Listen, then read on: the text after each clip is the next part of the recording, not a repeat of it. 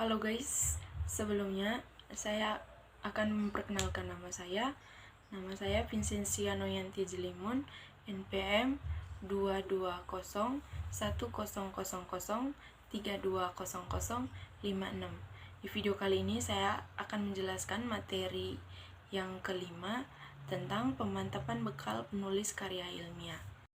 Oke guys, saya akan menjelaskan pemantapan bekal penulis karya ilmiah. Yang pertama kita lihat kalimat efektif.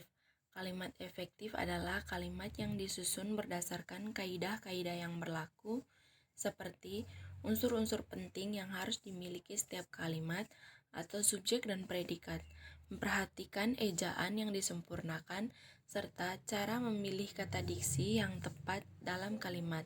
Yang kedua, pengejaan atau pengimbuhan.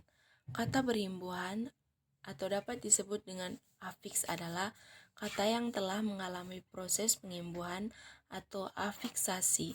Imbuhan itu sendiri adalah bentuk terikat yang apabila ditambahkan pada kata dasar atau bentuk dasar akan mengubah makna gramatikalnya. Pengejaan merupakan aturan yang melambangkan bunyi bahasa menjadi bentuk huruf kata serta kalimat. Ejaan juga bisa diartikan sebagai kumpulan peraturan penulisan huruf, kata, serta penggunaan tanda baca. Penulisan kata depan. Kata depan adalah kata yang merangkaikan kata-kata atau bagian kalimat dan biasanya diikuti oleh nomina atau pronomina.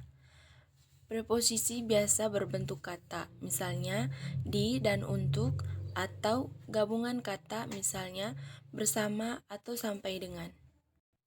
Apa saja contoh kata depan?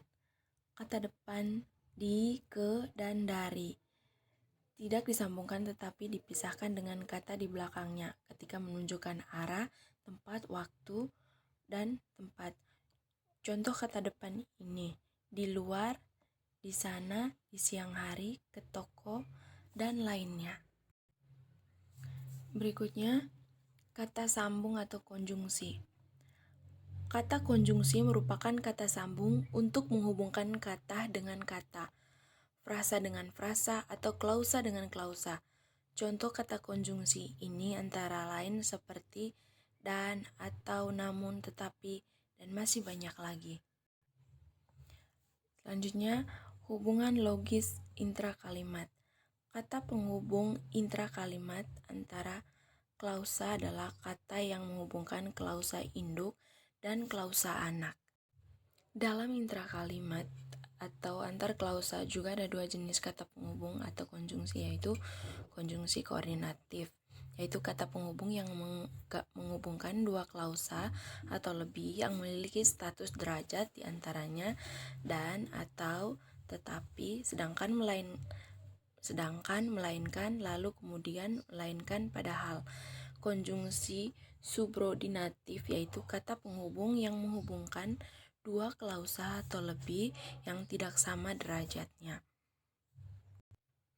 Selanjutnya, hubungan logis antar kalimat. Hubungan logis antar kalimat adalah hubungan di antara dua peristiwa yang dikemukakan dengan sebab, bukan dengan observasi langsung.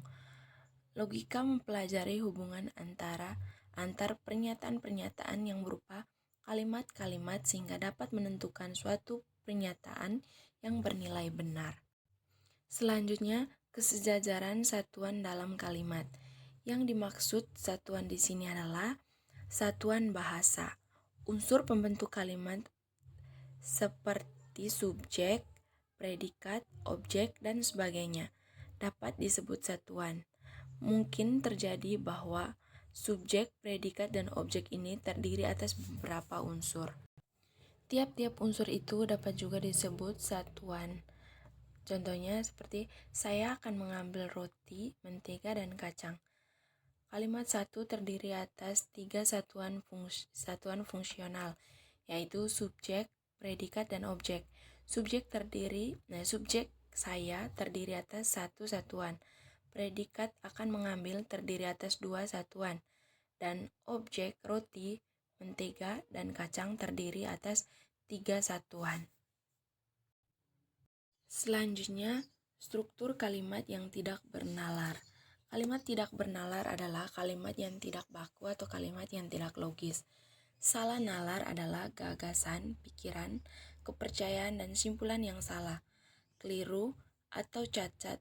Salah nalar disebabkan oleh ketidaktepatan mengikuti tata cara pikiran. Apabila diperhatikan beberapa kalimat dalam bahasa Indonesia secara cermat, kadang-kadang ditemukan beberapa pernyataan atau premis tidak masuk akal. Kalimat-kalimat yang seperti itu disebut kalimat dari hasil salah nalar.